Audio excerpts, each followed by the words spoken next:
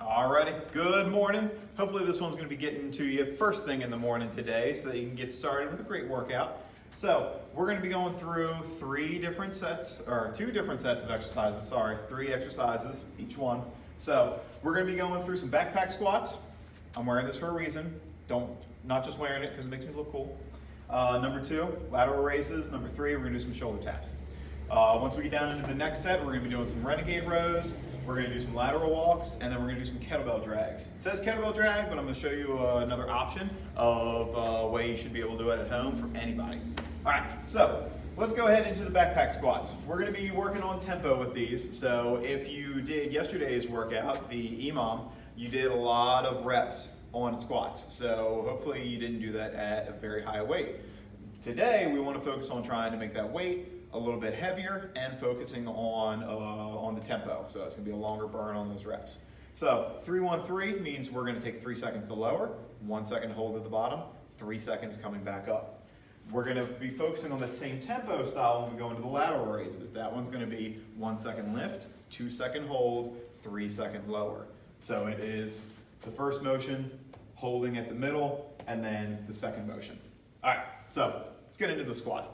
We know how to squat by now, but we're going to go over it again. We're going to get the feet, heels, shoulder width apart, toes angled out. We want to keep the knees tracking in the direction of the toes. So when you come down, make sure those knees are pointing wherever your toes are pointing.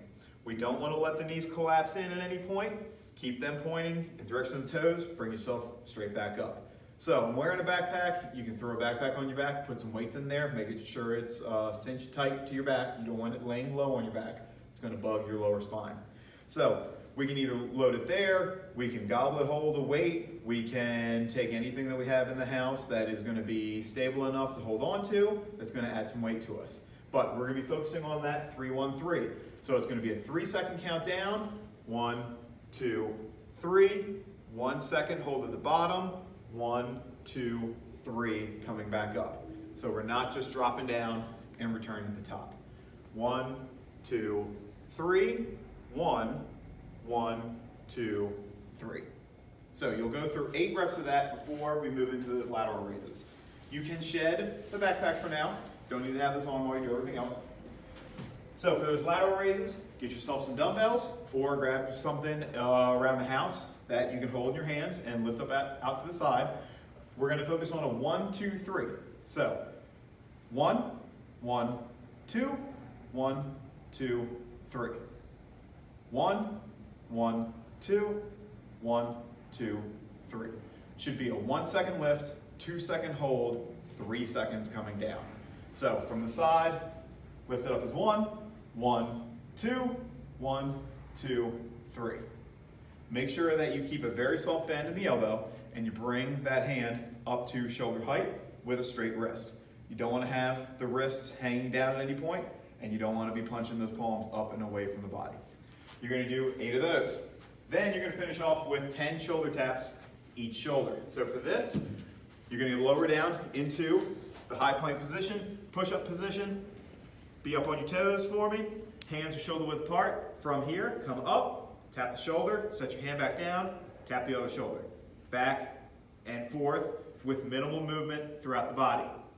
Focus on squeezing your abs tight. Keep your glutes squeezed. If you need a little bit of help, you can go a little bit wider with the feet. It's going to help you balance. The more narrow your hands are, the wider your feet are, the more help this is going to give you. So, just so you can see a couple from the side, keep it a nice straight line from shoulder to heel. Come up, tap the shoulder, go back down. Come up, tap the shoulder, go back down. Alrighty, you'll do 10 of each side there. Then give yourself just a short little break. We'll go back into the top, go back into those squats. You're going to have 5 sets of those 3 exercises. Once you've done that, most of that can go away. We're going to get some more equipment, and we'll be right back for the second set. All right, we're back for some more exercises. So we're going to start with some renegade rows. I'm going to show you an option for a different exercise you can do here if you don't have dumbbells, because dumbbells are really going to be one of the only items you can use to properly do the renegade row. So we're going to do 8 aside for the renegade row. You're going to get down, get your dumbbells set up close together. Make sure they're the same weight. Hands on the dumbbells, feet a little bit wider than shoulder width apart. And then from here, you are going to drive your weight down into one hand as you row up. With the other one, bringing that weight up to the rib cage. Make sure the toes stay down on the floor on both sides.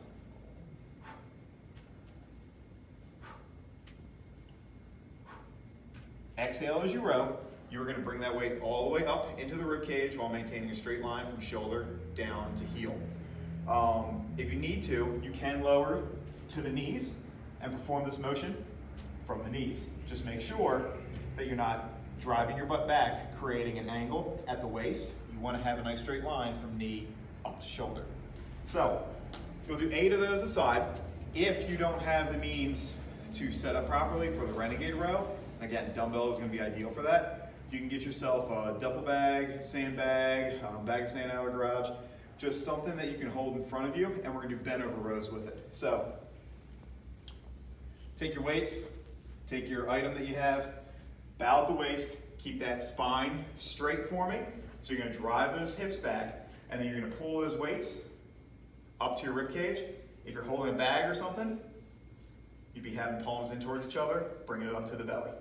So either way, you're going to do 8 of those, and then you're going to move on into some lateral walks. For the lateral walk itself, you're going to be doing 10 reps one side, 10 reps the other side. So for that, you're going to get set up, feet shoulder width apart, drop down, back to a squat position. Sorry for all the knee hinging here today. You're going to step out to the side and follow through for 10 steps. 10 one way, come back, 10 the other way.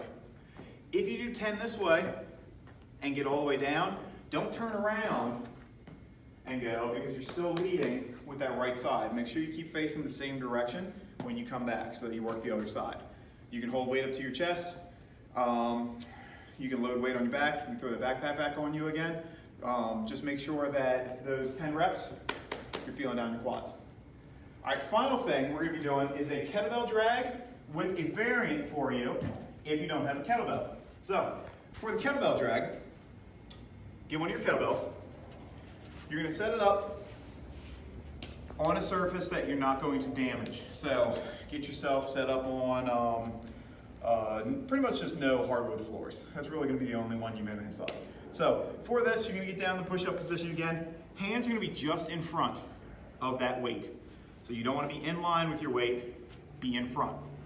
From here, you're going to have that handle pointing towards the midline of the body. You are going to reach with the opposite hand, get the palm up, so fingers underneath the handle, pull out, and flick. Reset. Opposite hand, palm up, fingers under the handle, pull across, and flick. Try and keep those shoulders level, try and keep those hips level. Exhale with that pull. So you're going to go side to side. You are going to do 10, 6. You're only going to do 6. Corey's watching out for you all. So you're going to go back and forth until that's done. If you don't have a kettlebell, we're going to use our imaginations now. We're grabbing a belt just for demonstration purposes. Grab yourself a towel. So grab a towel, blanket, something that you can set up, and you can stack some weights. You don't need much. Something like 20 to 30 pounds is going to be plenty for most people here.